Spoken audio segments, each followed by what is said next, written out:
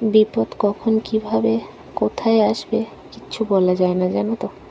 আজকের ভালো আছি, কালকের কি হবে সেটা আমরা কেউ জানি না।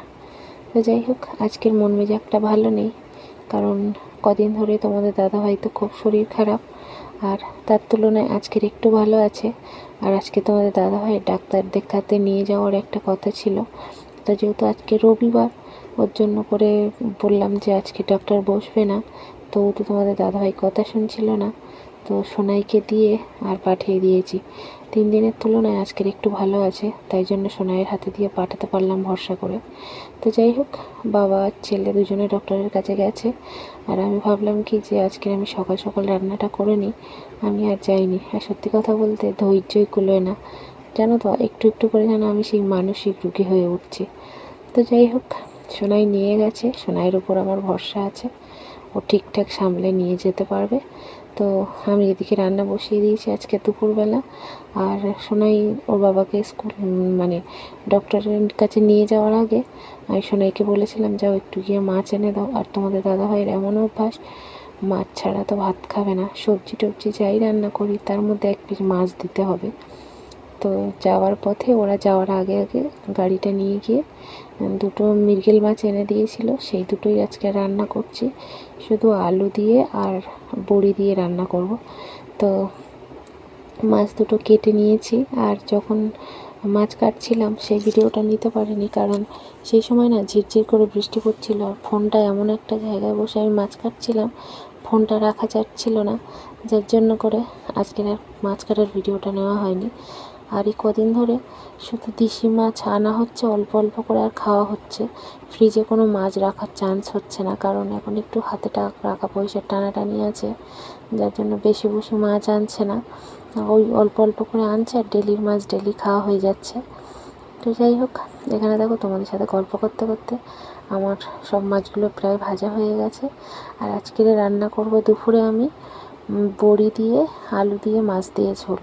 তো যাই হোক, আজকের একটু তরকারিটা রিচ করে রান্না করব, কারণ কদিন ধরে এমন সাদামাটা তরকারি করছি, সোনাই খেতে চাইছে না, এক মুঠো করে ভাত খাচ্ছে, জানি না কেন। তার জন্য আজকের তরকারিটা একটু রিচ করে রান্না করব, যাতে একটু ভালো করে ভাত খায় ছেলেটা।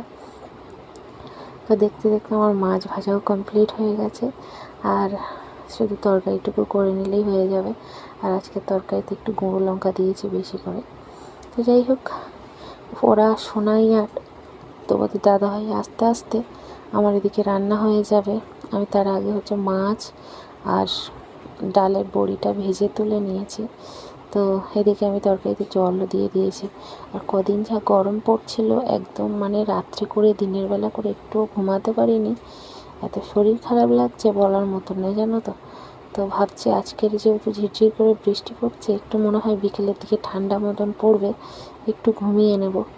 তো আবার সোনাইয়ের টিউশন আছে, 2টো টিউশনে আছে। আবার সোমবার দিনকার ওর পরীক্ষা আছে, একটা ইংলিশ পরীক্ষা। তো নানান টেনশানে এমনিতেই মাথা যেন খারাপ হয়ে যাচ্ছে। তো যাই হোক, তরকারি জল ঢেলে দিয়ে হাতে করে বেশ কয়েকটা ভাজা বড়ি নিয়ে চলে এলাম। এত পরিমাণে ঝাঁঝ উঠছিল, নাক ঠাক সব জ্বালা করছিল। তো হাতে করে কয়েকটা বড়ি নিয়ে চলে আসলাম, এসে খাটের উপর বসে বসে খাচ্ছিলাম। তার মধ্যে হয়ে গেছে আমার তরকারিটা হয়ে গেছে। তরকারিটা নামিয়ে রেখে আর আমি স্নান করতে যাব। আর আমার মতন তোমরা কারা কারা মাছের ঝোলে বড়ি দিয়ে খেতে ভালোবাসো আমাকে কমেন্টে জানাবে। আর দেখো, আমার রান্না কমপ্লিট হয়ে গেছে, এখন বাজে 1টা। আমার রান্না বান্না একদম সব কিছু হয়ে গেছে। আর সোনাই আর তোমাদের দাদাভাইও চলে এসেছে, ওদের বলেছি স্নান করে নিতে, আমি তার মধ্যে রান্নার জায়গাটা গুছিয়ে ফেলতে পারবো। তাহলে ওদের স্নান করতে করতে আমার রান্নার জায়গা গোছানো হয়ে যাবে, আমি স্নানটা করে নিতে পারবো। আর রান্নার বাসনটা এখন মাজবো না, রান্নার বাসনটা রেখে দেবো, বিকেলে যদি জল দেয় মাজবো, নয়তো আমি কালকে সকালবেলা মাজবো, এরকম একটা চিন্তা ভাবনা আছে। তো যাই হোক, রান্নার বাসন কটা রেখে দেবো, আর মাজবো না। সত্যি কথা বলতে ভালো লাগছে না, আমি বললাম না, দেখবে একটা জিনিস সবসময় মাথায় রাখবে, মন যদি না ভালো থাকে তো শরীরে কোনো দিন তুমি জোর পাবে না। তো যাই হোক, আজকের আবার একটু জলের ড্রাম আর জলের ডিসপেন্সারিটা একটু পরিষ্কার করেছি, বেশ কয়েকদিন করিনি, কেমন যেন একটা ময়লা ময়লা হয়েছিল, আর জলের ড্রামটার ভিতরে হালকা শ্যাওলা শ্যাওলা মতন ধরেছিল। তার জন্য সাবান, বালি, স্কচব্রাইট দিয়ে ড্রামটাও পরিষ্কার করে নিলাম। আর জলের ড্রামটা একদম রান্নার জায়গায় থাকে, তো দুদিন ছাড়া ছাড়া না ধুলে হচ্ছে চিটচিটে মানে তেল চিটা পড়ে। তো যাই হোক, আমার রান্না কমপ্লিট হয়ে গেছে। এখানে আমি রান্নার সাথে সাথে না গ্যাস মুছে নিই। এটা আমার জানি না কেন ভালো অভ্যাস না খারাপ অভ্যাস জানি না, রান্না করে সাথে সাথেই আমি গ্যাসটা মুছে নিই। কারণ যখন খুব শরীর খারাপ থাকে তখন মুছি না, কিন্তু যখন শরীরটা একটু ভালো থাকে তখন আমি গ্যাসটা মুছে নিই।